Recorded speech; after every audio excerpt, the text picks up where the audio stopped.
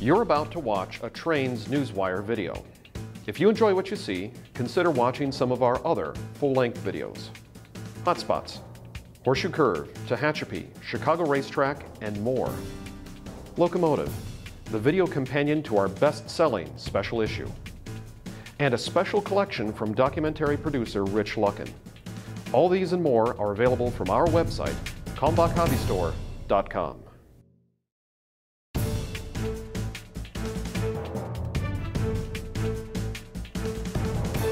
Good morning, Trains Nation. Today is Friday, March 15th, all day until midnight. We're so glad you could join us for an episode of Trains Newswire Roundup. I'm Steve. I'm Brian. Yes. Yes. Well, you know what? We decided, at least I decided, I think you did too, that we should let off some steam today. What do you think about that? I see what you did there. If you have been living under a rock, you have not heard this, but anyone else in the rail community knows that the big boy is coming back officially. It's been planned, it's been talked about for more than 5 years now, and the schedule came out on Wednesday evening. We have a date. Yes. May 4th, 2019, Cheyenne, Wyoming. We're going to be there from Trains. Are you going to be there? This is going to be big. It's going to be big. A big deal for a big steam engine. That's right. Yeah, so read Trains Newswire. We've got some of the dates up there for exactly what's going to happen. May 4th is when the locomotive is going to appear in steam in public for public service for the first time. The christening ceremony, The christening ceremony, right. Yeah. And then a half hour later it's going to take off and eventually head to Ogden, Utah. And they're going to have a stop, pretty much a stop a day overnight. There was one day on the schedule I saw where there was nothing. There was just a day of rest for everyone. Yeah. Which is fine. And which is on Newswire. You can go find it. That's right. Everything on Newswire. And also a big steam story. Now, you know about this a little bit more than I do. 611 is doing something special. 611, that's right. It's going to the Strasburg Railroad in Pennsylvania in late September and early October. That's going to be fun. It should be there for 4 weeks. There's a photo charter. There's all kinds of fun stuff going on with that. They have one of the Norfolk and Western, is it a 410? 480, yeah, 475. Yep. So you can get some opportunities to get two old Norfolk and Western steam engines together. They're not going together. to double head them, are they? We don't know yet. They could. That could be fun. Double-headed steam on a 4-mile line. Maybe it's 5 miles. I don't want to short-change them any. Yeah. It's like 4 and change. Yeah. It's like 4 and change to go up to the NS interchange. But I was thinking about this just now as we were talking about it, that, okay, if you wanted to, it's a private railroad and Strasburg is, pretty well maintained. If you did open up the throttle on it, you're going to like go from start to finish in like 8 minutes. That's right. And the horses and the horses and the cows nearby are going to say, what the heck is that thing? Yeah, that's right. But it could be fun. And if you want to see it, it turns out Trains is doing a Pennsylvania Keystone Delights tour, we're calling it. Are you going to be on that Special interest tours. I am on that one. That's awesome. And we will be at the Strasburg Railroad while 611 is there. And we don't have a lot of details yet, but that's something to look into. If you want to go on the tour, you'll see 611 in addition to all the other cool tour stuff that we have. And can they find that out on our website? You can go to Trains Mag and find that, yes. I like that. Yep. Trainsmag.com. Trainsmag.com for more information. That's right. That's pretty awesome.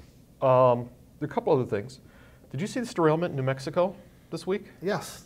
It was windy. It was very windy. Like, man, all of those double stacks just blew off that trestle and then boom. They fell. That's crazy. Yeah.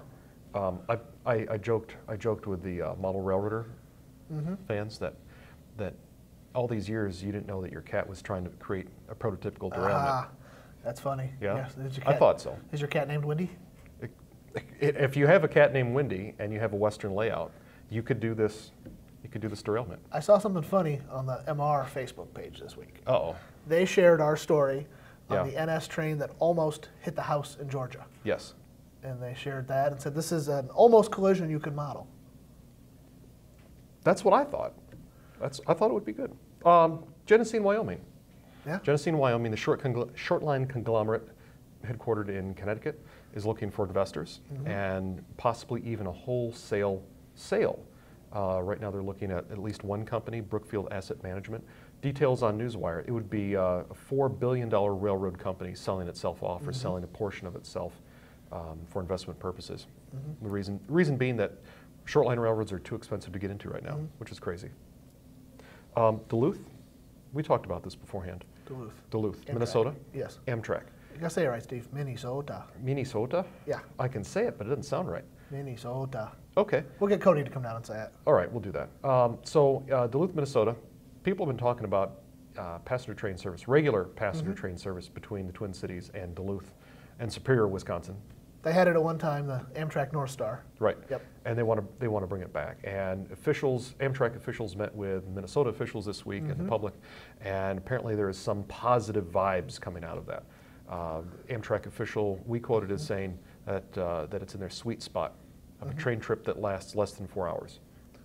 There's a lot of seasonal traffic to Yeah. the Twin Ports that they could capitalize on. The Arrowhead region is what they call it up in Minnesota. Okay. But then there's a lot of, you would think there'd be a lot of year-round traffic with people that live up there, especially in the winter, that want to get down to the Twin Cities. Without having to drive through the Without snow having to drifts. drive, yeah. We'll see. Yeah, that's interesting. That's cool. CSX, Bill Stevens got a great story on CSX transportation and executive turnover in the past year. Has Bill Stevens ever turned in a story that wasn't a great story? I'm just saying, it's sort of like Bill Stevens' great story. It just goes together. You know, it's like peanut butter and jelly. Department of Redundancy Department. Exactly. Yeah, okay. Yeah, no, read up on that. Really interesting information there. And CSX says, no, this is, you know, we expect to have great people and we're providing great service, so that's what counts. But anyway, read the whole story. Lastly today, do you have anything else? I am done. Lastly today, if you are at all interested in history and terracotta warriors, Tell me more. terracotta warriors, punchline, in Cincinnati, there is a terracotta sculpture of Cincinnatus, which is the namesake for Cincinnati. It originally appeared in Philadelphia's Broad Street Station, which burned down in the 1920s.